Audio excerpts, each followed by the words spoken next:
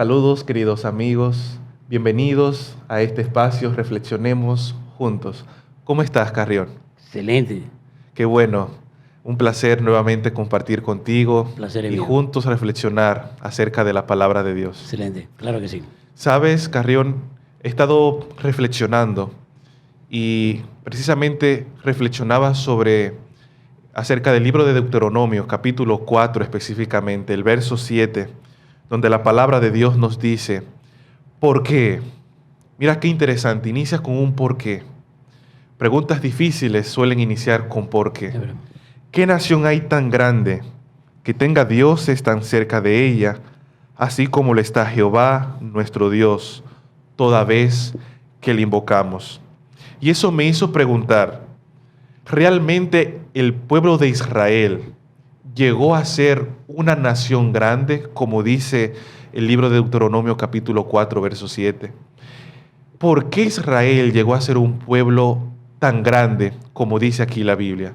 ¿Te has hecho esa pregunta? Sí, es uno de los temas que más interés le he puesto desde que conocí el Evangelio, porque nosotros entendemos que Israel representa algo excepcional dentro del mundo cristiano, no solamente no cristiano. Ahora bien, para entenderlo mejor tenemos que entender quién es Israel. Una nación de esclavos, una nación que eran abusados, que no tenían libertad, que no eran dueños de sus propias decisiones. No sabían si iban a comer o no, no sabían si al día siguiente iban a vivir o no.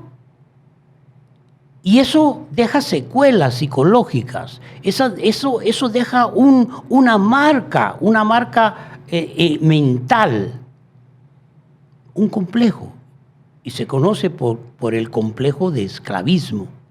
Y eso es lo que se enfrenta a Dios, esa es la mesa de trabajo de Dios. ¿Qué hacer para finalmente hacer de esa una nación grande? ¿Qué hacer y cómo hacerlo? Porque verdaderamente era un trabajo difícil. Así es, y es interesante, Carrión, porque para nosotros, en el siglo XXI, lo que hace una nación grande es su poder político, es sus finanzas, sus riquezas, su poder de comercio, su economía. Eso es lo que hace una nación grande. Sin embargo, el pueblo de Israel, como muy bien mencionó usted, era una nación de esclavos que habían recién sido libertados por el poder de Dios. No tenían una jerarquía estructurada todavía. No estaban organizados, no tenían una estructura política ni una fuerza económica para poder sustentarse.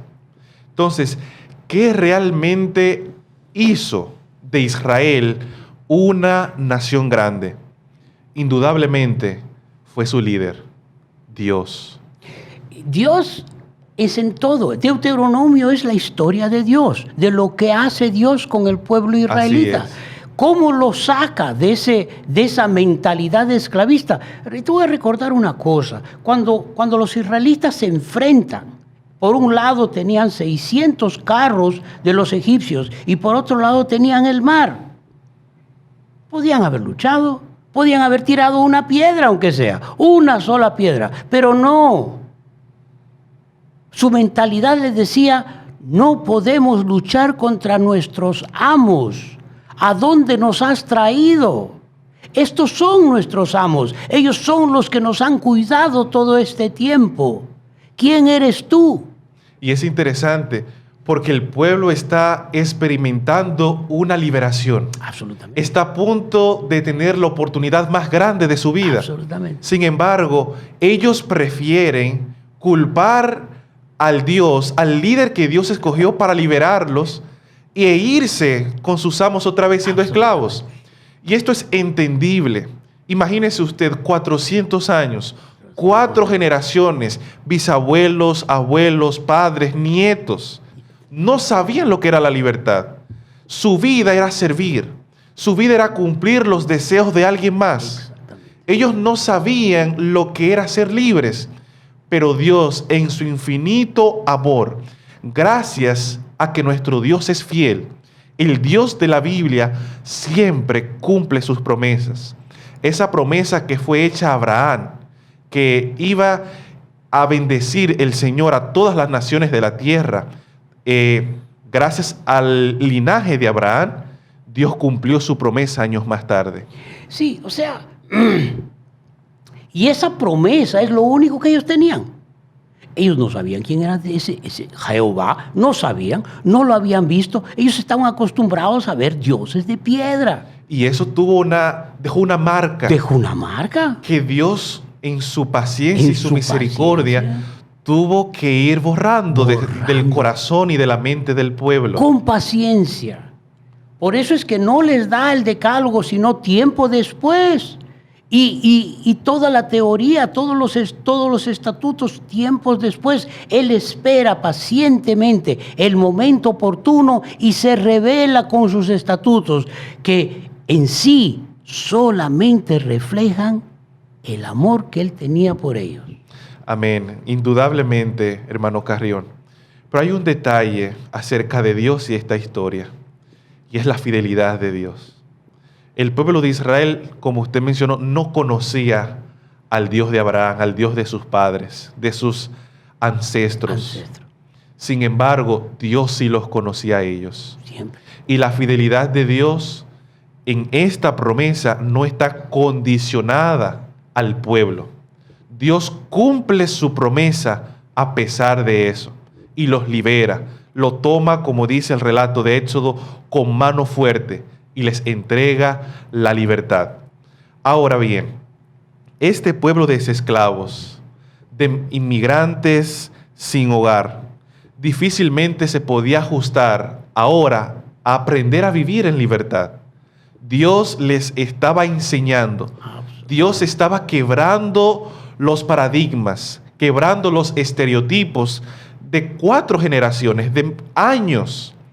Y Dios les estaba enseñando lo que significaba ser un verdadero amo, un amo que velaba por el bienestar de su pueblo. Dios, vemos en la historia, les proveyó alimento. Dios les dio vestido. Dios les ayudó a ganar batallas, a conquistar ciudades. Dios siempre fue el secreto de su grandeza. Mira, hay una historia. Se dio en Canadá, una historia real. Una pareja, tienen una hija, están caminando con esa hija y por A o B razones la pierden. Y por años buscan a la hija perdida. Con la ayuda del FBI, 7 años más tarde, en una estación de gasolina en Vancouver, porque ellos vivían en Alberta, en Vancouver, una de las empleadas de la estación de gasolina ve la imagen del FBI y la relaciona con una niña que ella había visto caminando, una joven a ese entonces. Después de 1 año más tarde o 2 años más tarde, finalmente recuperan a la niña y se la entregan a sus verdaderos padres. Y el padre escribe después de esto un libro, Yo conozco a Dios. Y él refleja y dice, reflexiona y dice, ¿cómo borrar de mi hija esos malos recuerdos? ¿Cómo borrar de mi hija el abuso que gente cometió contra ella? ¿Cómo borrar de mi hija los malos recuerdos? ¿Cómo sacarle el odio? ¿Cómo enseñarle a ser libre? ¿Cómo enseñarle a amar? A confiar. Y por encima de todo, ¿cómo lograr que ella ame a sus verdaderos padres? Y ese es el reto que Dios tiene. ¿Cómo lograr que tú y yo podamos amarlo y podamos dejar de lado nuestras pasiones, lo que la carne nos llama, y amarlo a Él? Ese es el reto que tiene Dios con los israelitas, que es el mismo reto que tiene con nosotros. Es muy interesante eso, porque en la Biblia vemos el tema de la esclavitud se va desarrollando.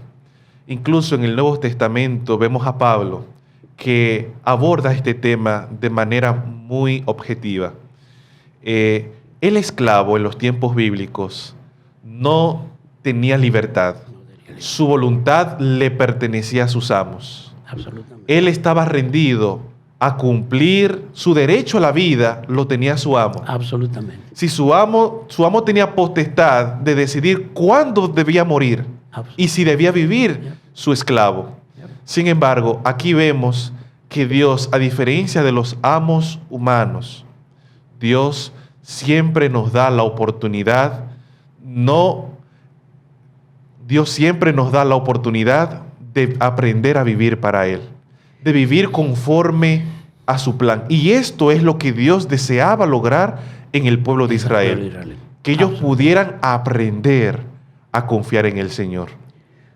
Tú y yo, y todos en general, tenemos detrás de nosotros la herencia que nos dejaron nuestros padres, nuestros abuelos, la herencia que vemos de nuestros tíos, de nuestros hermanos, de nuestros vecinos. Eso nos marca, eso determina, define quiénes somos. Por eso, en ese sentido de rehabilitación, de Dios borrar las marcas de la esclavitud de su pueblo, Dios les entrega los 10 mandamientos. Absolutamente. Dios les entrega el decálogo. Y en el decálogo, en los 10 mandamientos, podemos ver la muestra de la bondad de Dios. La ley nos permite conocer la bondad de Dios. Su amor. Y para que nosotros, la condición que antecede al arrepentimiento es conocer la bondad de Dios.